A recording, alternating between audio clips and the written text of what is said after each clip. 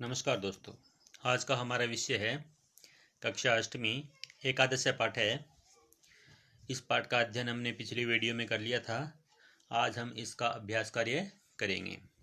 तो इसमें पहला प्रश्न है, एक पदेन उत्तरत, एक शब्द में उत्तर देना है। कै भाग है। कीदृशी नाम कुरीति नाम सावित्री मुखरम विरोधम अकरोत। किस प्रकार की कुरीतियों का सावित्री ने मुख्य रूप से विरोध किया था। तो किस प्रकार की कुरीतियों का विरोध किया था? सामाजिक कुरीति नाम। तो यह हो जाएगा सामाजिक कुरीतियों का विरोध किया था। तो ख है, के कुपात जलोदरणम अवार्यन, किन्होंने कुएं से जल लेने से रोका था। किन्होंने रोका था? उच्च वर्गीय यानी ऊंचे वर्ग के, ऊंची जाति के जो लोग थे उन्होंने रोका था। फिर आता है ग, का सब दृढ़ निश्चयात न विचलती, कौन अपने दृढ़ निश्चय से नहीं विचलित होती है। कौन नहीं होती है? सावित्रीबाई फूले। सावित्रीबाई फूले नहीं होती है। घ कहता है कि विधवा नाम शिरोमुंडन से निराकरण ऐसा कई मिलिता, विधवाओं के शिरामुंडन के लिए या शिरोमुंडन के निराकरण के लिए वह किन से मिली। किन से मिली थी वह? नापीतई यानी नाइयों से मिली थी। नाइयों को बोला था कि जो औरतें विधवा हो जाती है उनका शिरोमुंडन ना करें, तो नाई मान भी गए थे। तो आगे आता है कि का साम कृते प्रदेशस्य प्रथमम विद्यालयम आरभत, उसने किन के लिए प्रदेश का पहला विद्यालय आरंभ किया था। तो किन के लिए किया था? कन्या नाम कृते, कन्याओं के लिए यानी लड़कियों के लिए विद्यालय आरंभ किया था। आगे आता है पूर्ण वाक्य में उत्तर देना है। किम किम सहमाना सावित्रीबाई सब दृढ़ निश्चात न विचलती, क्या क्या सहन करती हुई सावित्रीबाई अपने दृढ़ निश्चय से विचलित नहीं होती है। क्या क्या सहन करते हुए अपने दृढ़ निश्चय से विचलित नहीं होती है। तो कहते हैं कि मार्गे कश्चित तस्या उपरि धूलिम कश्चित च प्रस्तरखंडान क्षिप्ति, परम सर्वम इदम सहमाना सावित्रीबाई सब दृढ़ निश्चयात न विचलती। मार्ग में कोई उसके ऊपर धूली और कोई पत्थर के टुकड़े फेंकता है, परंतु यह सब कुछ सहन करते हुए सावित्रीबाई अपने दृढ़ निश्चय से विचलित नहीं होती है। फिर ख कहते हैं, सावित्रीबाई फूले महोदयायाः पितरो नाम किम आसीत। सावित्रीबाई फूले महोदय के पिता का, माता पिता का नाम क्या था। पितरों का मतलब होता है माता पिता का, दोनों आ जाता है द्विवचन में ये। तो कहते हैं सावित्रीबाई फूले महोदयायाः मातु नाम लक्ष्मीबाई पितुश्च नाम खंडोजी आसीत।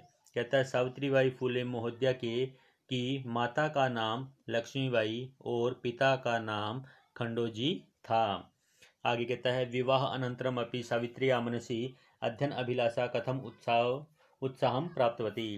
कहते हैं कि विवाह के बाद भी सावित्री के मन की अध्ययन की अभिलाषा किस प्रकार उत्साह को प्राप्त हुई, यानी उसके मन के अंदर जो और पढ़ने की इच्छा थी वह किस प्रकार उत्साह को प्राप्त हो गई थी। तो कहते हैं यतो ही सावित्र्याः पति स्त्री शिक्षायाः प्रबल समर्थक आसीत्, अतः तस्याः मनसि अध्ययन अभिलाषा उत्साह प्राप्तवती। यतो ही का मतलब होता है क्योंकि सावित्री के पति स्त्री शिक्षा के प्रबल समर्थक थे, इसलिए उसके मन की अध्ययन की अभिलाषा उत्साह को प्राप्त हुई। आगे कहते हैं जलम पातुम निवार्यमाणे नार्य सा कुत्तर निधवती किंच कथयत। कहते हैं जल पीने से रोकी गई नारी को वह कहाँ ले जाती है और क्या कहती है। यानी सावित्रीबाई फूले उस नारी को कहाँ ले जाती है और क्या कहती है, जिस औरत को या जिस नारी को उच्च वर्ग के लोगों ने जल लेने से रोका था। तो ये कहते हैं कि जलम पातुम निवार्यमाणा नार्य सा निज गृहम नीतवती तडागम दर्शयित्वा च सा कथयत यत यथेष्टम जलम नयत सार्वजनिकोयम तडागे अस्मात् जल ग्रहणे नास्ति जाति बंधनम। कहते हैं जलम पातुम निवार्यमाणे, जल पीने से रोकी गई नारी को वह अपने घर ले जाती है, तालाब दिखाकर कहती है, वह कहती है कि जितना चाहिए जल ले लो, यह तालाब सार्वजनिक है। यानी सार्वजनिक का मतलब होता है कोई भी यहाँ से जल ले सकता है। कहता है यहाँ से जल लेने में कोई भी जाति का बंधन नहीं है, यानी यहाँ से जल लेने में जाति बंधन नहीं है, यहाँ से कोई भी जल ले सकता है। आगे आता है कासाम संस्थानाम स्थापनायाम फूले दंपत्यो अवदानम महत्वपूर्णम। कहते हैं कि कौन सी संस्थाओं की स्थापना में फूले दंपति का योगदान महत्वपूर्ण है। कौन सी संस्थाओं के स्थापना में फूले दंपति का महत्वपूर्ण योगदान है, तो कहता है महिला सेवा मंडल, शिशु हत्या प्रतिबंधक गृह, शिशु हत्या प्रतिबंधक गृह में इन इत्यादि संस्थाओं की स्थापना में फूले दंपति का योगदान महत्वपूर्ण है। सत्यशोधक मंडल से उद्देश्य किमासीत। कहते हैं सत्यशोधक मंडल का उद्देश्य क्या था, किमासीत क्या था। कहता है सत्यशोधक मंडल से उद्देश्यम उत्पीड़िता नाम समुदाया नाम सब अधिकारान प्रति जागरणम आसीत। कहते सत्यशोधक मंडल के उद्देश्य उत्पीड़ित समुदाय के लोगों के लिए या समुदायों के अपने अधिकारों के प्रति जागरणम यानी जगाना था। सत्यशोधक मंडल का उद्देश्य उत्पीड़ित समुदाय के अपने अधिकारों के प्रति उनको जागृत करना था। कहते हैं तस्या दव्यो काव्य संकलयो नामनी के। कहते हैं उनके 2 काव्य संकलनों का नाम क्या है, तो तस्या उसके काव्य फूले, एक तो है काव्य फूले, दूसरा है सुबोध रत्नाकर चैती, और ये काव्य दव्यम अस्ति, ये 2 काव्य हैं। आगे आता है, कहता है प्रश्न नंबर 3 रेखांकित पदानी अधिकृत्य प्रश्न निर्माणम कुरुत। रेखांकित पदों को आधार मानकर प्रश्नों का निर्माण करें। तो कहता है कि सावित्रीबाई कन्या भी सैवन्योदम आलपंती अध्यापने संलग्ना भवती सम। कहता है सावित्री कन्याओं के साथ आनंद पूर्वक बात करती हुई अध्ययन में संलग्न हो जाती थी। तो यहाँ पे अंडरलाइन वाला ये शब्द हमें लेना है, इसके स्थान पे हमें प्रश्नवाचक शब्द लेके आना है। तो यहाँ पर क्या लेके आएंगे, पहले तो हमें ये पता होना चाहिए कि शब्द क्या है। ये कन्या शब्द है, कन्या स्त्रीलिंग है, तृतीय विभक्ति का ये बहुवचन है। ठीक है, तो हमें किम शब्द रूप का तृतीय विभक्ति का स्त्रीलिंग का बहुवचन ही शब्द लेना है, तब बनेगा का भी। ठीक है, तो कन्या भी के स्थान पे हम का भी शब्द लेके आएंगे, तब ये प्रश्न बनेगा सावित्रीबाई का भी सविनोदम आलपंती अध्यापने संलग्ना भवती सम। सावित्रीबाई किन से आनंद पूर्वक बात करती हुई अध्ययन में लग जाती थी। फिर आगे आता है, इसी का ख भाग है, सा महाराष्ट्र से प्रथमा महिला शिक्षिका आसीत। वह महाराष्ट्र की पहली शिक्षिका महिला थी। तो यहाँ पे हम महाराष्ट्र से यह शब्द लेना है, इस शब्द के स्थान पे हमें प्रश्नवाचक शब्द लेके आना है। तो ख है कि वह महाराष्ट्र की पहली महिला शिक्षिका थी। तो महाराष्ट्र से क्या है कि महाराष्ट्र शब्द है, पुल्लिंग है, षष्ठी विभक्ति एक वचन है। तो हमें किम का पुल्लिंग का षष्ठी एक वचन ही लेना है, तब बनेगा कस्य। ठीक है, तो यह प्रश्न बन जाएगा सा कस्य प्रथमा महिला शिक्षिका आसीत। वह किसकी पहली महिला शिक्षिका थी। ठीक है, आगे आता है गय भाग। गय में क्या है, सा सौपतिना सह कन्या नाम कृते प्रदेश से प्रथमम विद्यालयम आरभत। उसने अपने पति के साथ कन्याओं के लिए प्रदेश का पहला विद्यालय आरंभ किया। ठीक है, तो यहाँ पे कन्या नाम क्या है, वही है, कन्या शब्द है, स्त्रीलिंग है, षष्ठी का ये बहुवचन है। ठीक है, तो हमें षष्ठी का बहुवचन लेके आएंगे, तो बनेगा कासाम। सा सौपतिना सह कृते कासाम कृते प्रदेश से प्रथमम विद्यालयम आरभत। षष्ठी बहुवचन में बनेगा कासाम। तो वह अपने पति के साथ किन के लिए प्रदेश का पहला विद्यालय आरंभ करती है। वह अपने पति के साथ किन के लिए प्रदेश का पहला विद्यालय आरंभ करती है। आगे आता है घ तयः मनुष्याणाम समानतायाः स्वतंत्रतायाश्च पक्ष सर्वदा समर्थित है। उसके द्वारा मनुष्याणाम यानी मनुष्यों की समानता का और स्वतंत्रता का पक्ष हमेशा ही समर्थित रहा है। यानी उसके द्वारा, किसके द्वारा, सावित्रीबाई फुले के द्वारा मनुष्यों की समानता और स्वतंत्रता का पक्ष हमेशा ही समर्थित रहा है। यानी वह मनुष्यों की समानता और स्वतंत्रता के लिए हमेशा ही सबसे आगे आके लड़ने के लिए तैयार रहती है। तो मनुष्य नाम क्या है, मनुष्य शब्द है, पुल्लिंग है, षष्ठी का बहुवचन है। तो किम षष्ठी पुल्लिंग बहुवचन लेके आएंगे तो बनेगा केसाम, ठीक है। और स्त्रीलिंग में बनता था कासाम, ठीक है। हमें बनाना है पुल्लिंग में तो बनेगा केसाम, ठीक है। तो इसका बन जाएगा तया केसाम समानतायाः स्वतंत्रतायाश्च पक्षः सर्वदा समर्थित है। उसके द्वारा किन के यानी किन की समानता और स्वतंत्रता का पक्ष हमेशा ही समर्थित रहा है। आगे आता है साहित्य रचनया अपि सावित्री महीयते। साहित्य रचना में भी सावित्री महान थी। महीयते का मतलब होता है महान थी, लेकिन यहाँ पे हमें सावित्री के स्थान पे लेके आना है। सावित्री क्या है? स्त्रीलिंग है, प्रथमा विभक्ति का एक वचन है। तो स्त्रीलिंग प्रथमा विभक्ति का एक वचन किम शब्द रूप का लेके आएंगे तो बनेगा का, ठीक है। तो बनेगा साहित्य रचनया अपि का महीयते। साहित्य रचना से भी कौन महान है? कौन महान है? तो सावित्री बाई, ठीक है। आगे प्रश्न नंबर आता है 4, कहता है कि यथा निर्देशम उत्तरत। निर्देश के अनुसार उत्तर देना है। कहता है पहला है इदम चित्रम पाठशालायाः वर्तते। यह चित्र पाठशाला का है। यह चित्र पाठशाला का है। अत्र यहाँ पर वर्तते, वर्तते जो शब्द है, वर्तते जो शब्द है,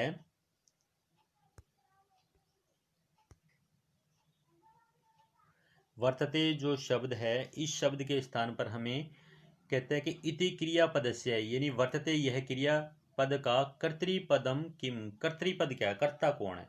वर्तते तो इसका अर्थ होता है, लेकिन यह क्रिया है तो इस क्रिया का कर्ता कौन है? तो कर्ता क्या हो गया? चित्रम, यानी चित्र है। इदम चित्रम पाठशालाया वर्तते। यह चित्र पाठशाला का है। तो है क्या? चित्र है। तो यहाँ पर चित्र हो गया। आगे कहता है, ये कहता है तस्याः स्वकीयम अध्ययनम अपि सहसैव प्रचलति। उसका अपना अध्ययन भी साथ ही चलता है। अस्मिन् वाक्य, इस वाक्य में विशेषण पदम किम। विशेषण क्या है? यानी विशेषण क्या है, विशेषता क्या है? तो यह कहता है अध्ययनम, अध्ययन, यानी उसके साथ क्या चल रहा है? अध्ययन चल रहा है। ये उसकी क्या है? विशेषता है। तो अध्ययन चल रहा है। आगे कहता है अपि यूयम इमाम महिलाम जानित। अपि, अपि का मतलब होता है, एक तो होता है भी, लेकिन यहाँ पर होगा क्या? क्या तुम सब इस महिला को जानते हो? क्या तुम सब इस महिला को जानते हो? तो ये कहता है अस्मिन वाक्य, इस वाक्य में यूयम, यूयम जो है यानी तुम सब है, इति पदम केभ्य प्रयुक्तम। यह शब्द किन के लिए प्रयोग हुआ है? तो किन के लिए प्रयोग हुआ है? छात्रेभ्य अस्मभ्यम। छात्रेभ्य यानी छात्रों के लिए, अस्मभ्यम यानी हमारे लिए। क्या तुम सब इस महिला को जानते हो? यह छात्रों से प्रश्न कर रहा है ना, अध्यापक कक्षा में पूछ रहा है कि क्या तुम सब इस महिला को जानते हो। तो यह प्रश्न किसके लिए है? यूयम तुम सब कौन हो? तो छात्रेभ्य यानी छात्रों के लिए, और वैसे हो सकता है कि अस्मभ्यम यानी हमारे लिए, यानी हम सब के लिए। यानी क्या तुम सब इसको जानते हो, क्योंकि अगर पाठ में देखेंगे तो हम सब के लिए हो जाता है। फिर कहता है सा ताः स्त्रिय निज गृहम नीतवती। वह उस स्त्री को अपने घर ले जाती है। अस्मिन वाक्य सा इति सर्वनाम पदम कस्मै प्रयुक्तम। वह ले जाती है, सा का मतलब होता है वह उस स्त्री को अपने घर ले जाती है। तो ये जो वह है, यह सर्वनाम पद किसके लिए प्रयोग हुआ है? तो कौन ले जाती है? कौन ले जाती है? सावित्री, यानी सावित्री के लिए ये प्रयोग हुआ है, ठीक है। तो ये सावित्री शब्द, सावित्री के लिए यह शब्द प्रयोग हुआ है। आगे कहता है शीर्ण वस्त्रावृता तथा कथिता निम्न जातीयः काश्चित् नार्य जलं पातुं याचन्ते स्म। अत्र नार्य इति पदस्य विशेषण पदानि कति सन्ति, कानि च इति लिखत। ये कहते हैं शीर्ण वस्त्रावृता, फटे पुराने वस्त्रों से ढकी हुई, उसको कह सकते हैं कि नीची जाति की कोई नारी जल पीने के लिए मांग रही थी। यहाँ पर नार्य, जो नार्य है यानी नारी जो शब्द है, इसके लिए, इस शब्द के लिए या इस शब्द के विशेषण पद कितने हैं, कितनी विशेषताएं बताने वाले शब्द आए हैं, कानी च लिखत, और वे कौन कौन से हैं वो लिखो। तो बताने हैं कि जो ये नारी शब्द है, इसकी विशेषता बताने के लिए कितने शब्द आए हैं यहाँ पर, और वो कितने हैं और कौन कौन से हैं। तो ये कहता है चतवारी। क्या कहता है? चतवारी, यानी 4 विशेषण पदानी संति, चत्वारि विशेषण पदानि सन्ति, यानी 4 विशेषण शब्द हैं। तो कौन कौन से हैं? एक तो कहता है शीर्ण वस्त्रावृता, यानी फटे पुराने कपड़ों से ढकी हुई, यानी यह भी तो नारी के लिए है। तथा कथिता, यानी उसको कहा जा सकता है। निम्न जातिया, नीची जाति की, निम्न जातिया का मतलब क्या होता है? नीची जाति की, ठीक है, ठीक है। काश्चित, कोई, निम्न जातिया नीची जाति की। तो ये शब्द आ गए, 1 2 3 4, ये 4 शब्द हो गए, ठीक है। यानी ये क्या है? विशेषण शब्द हैं। आगे कहता है अधोलिखित नाम पदानि आधृत्य वाक्यानि रचित, कहता है नीचे लिखे गए पदों को आधार मानकर वाक्यों की रचना कीजिए। तो वाक्यों की रचना करते हैं। तो ये क्या कहता है? सवक्यम, सवक्यम का मतलब होता है अपना। स सवक्यम गृहम दर्शयति, वह अपना घर देखती है। दृश्यति, दिखाती है, वह अपना घर दिखाती है। स विनोदम, रमेश स विनोदम वार्ताम करोति, रमेश आनंद सहित वार्ता यानी बात करता है। रमेश आनंद सहित बात करता है, यानी खुशी के साथ बात करता है। सक्रिय, सक्रिय का मतलब होता है क्रियाशील। सवक्यम होता है अपना, सविनोदम होता है खुशी के साथ, सक्रिय होता है क्रिया सहित यानी काम में लगी हुई। रमा तदा गृह कार्य सक्रिया आसीत, रमा तब गृह कार्य में लगी हुई थी, यानी घर का कार्य कर रही थी। प्रदेशस्य अस्य प्रदेशस्य जनाः प्रसन्नाः सन्ति, इस प्रदेश के लोग प्रसन्न हैं। इस प्रदेश के यानी इस प्रदेश के लोग खुश हैं, प्रसन्न हैं। मुख्रम होता है मुख्य रूप से। सावित्री तस्य मुख्रम विरोधम अकरोत्, सावित्री ने उसका मुख्य रूप से विरोध किया। सर्वथा होता है हमेशा। सा दीना नाम सर्वथा सेवाम अकरोत्, वह दीनों की यानी दीन जो लोग होते हैं, जो दयनीय लोग होते हैं, उनकी हमेशा ही सेवा करती है। यानी उसने दीन लोगों की हमेशा ही सेवा की। आगे फिर कहता है कि अधोलिखितानि पदानि आधृत्य वाक्यानि रचित, नीचे लिखे गए पदों को आधार मानकर वाक्य की रचना करनी है। तो ये सबसे पहला है ऊपरी, ऊपरी का मतलब होता है ऊपर। कहते हैं वृक्ष से ऊपरी कपोताः सन्ति, वृक्ष के ऊपर कबूतर हैं। कपोताः कबूतर, सन्ति हैं, वृक्ष के ऊपर कबूतर हैं। आदानम, आदानम का मतलब होता है लेना। कहते हैं स नित्यम धनस्य आदानम करोति, वह नित्य ही धन का आदान यानी लेना करता है, यानी वह हमेशा ही धन का आदान ही करता है, प्रदान नहीं करता, यानी देता नहीं है, आदान करता है, ठीक है, तो लेता है। कहता है परकीयम, परकीयम का मतलब होता है पराया।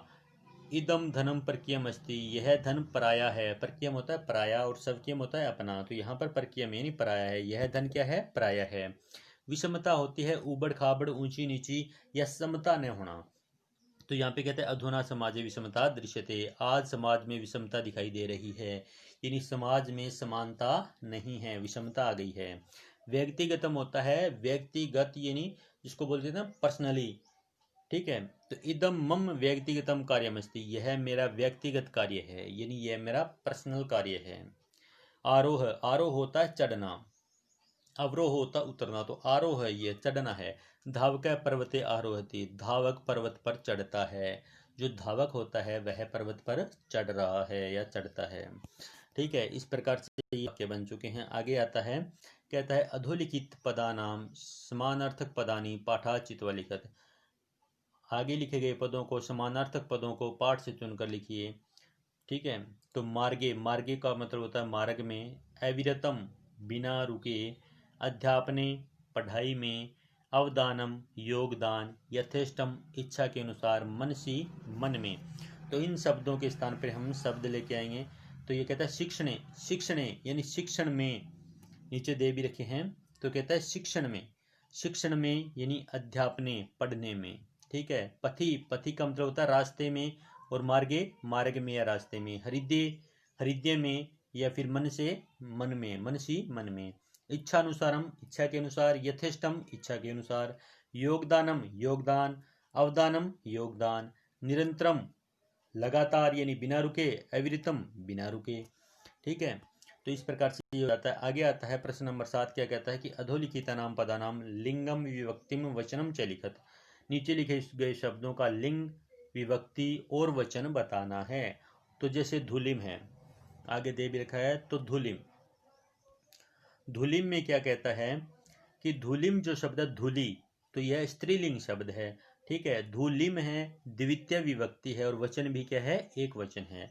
नामनी, नामनी है नपुंसकलिंग शब्द है, सप्तमी विभक्ति और एक वचन है, सप्तमी विभक्ति और एक वचन है।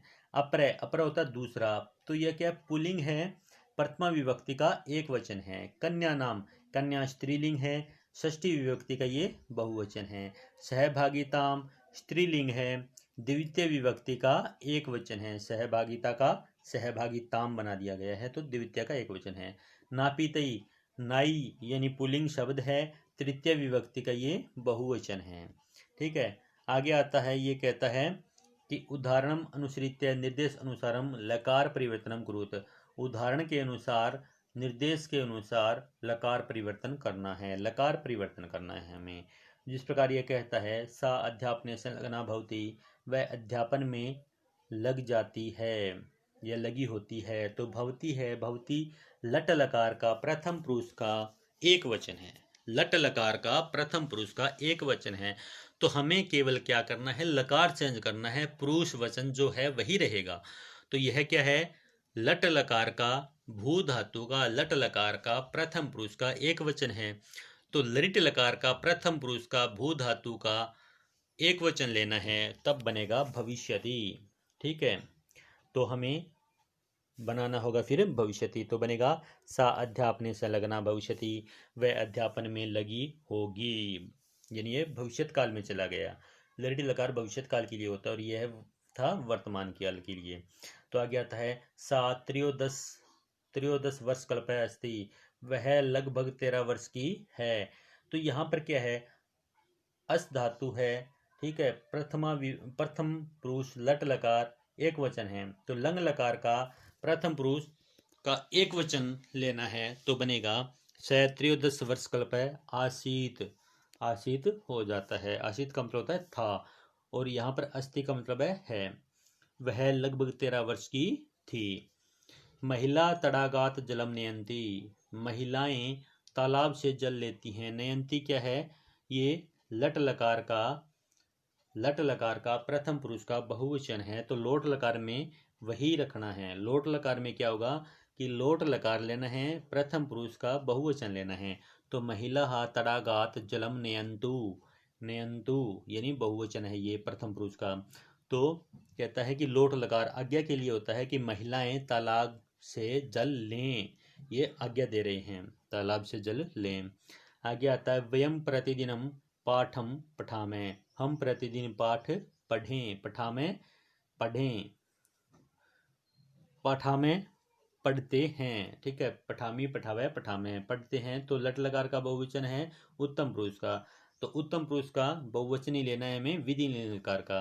वयम प्रतिदिन पाठम पठेम, हम प्रतिदिन पाठ पढ़ें, यह तो हो गया इच्छा जाहिर करने वाला, और यह था लट लकार में यानी वर्तमान काल में। और विधि लिंग लकार होता है इच्छा जाहिर करने के लिए कि हम पढ़ें, हमारी इच्छा है कि हम प्रतिदिन पाठ पढ़ें। आगे आता है, यूयम किम विद्यालयम गच्छत, क्या तुम सब विद्यालय जाते हो। तो यह गच्छत क्या है कि मध्यम पुरुष का बहुवचन है। ठीक है, मध्यम पुरुष का बहुवचन है लट लकार का, और हमें लरिट लकार में लेके जाना है, तो गमिशत हो जाता है।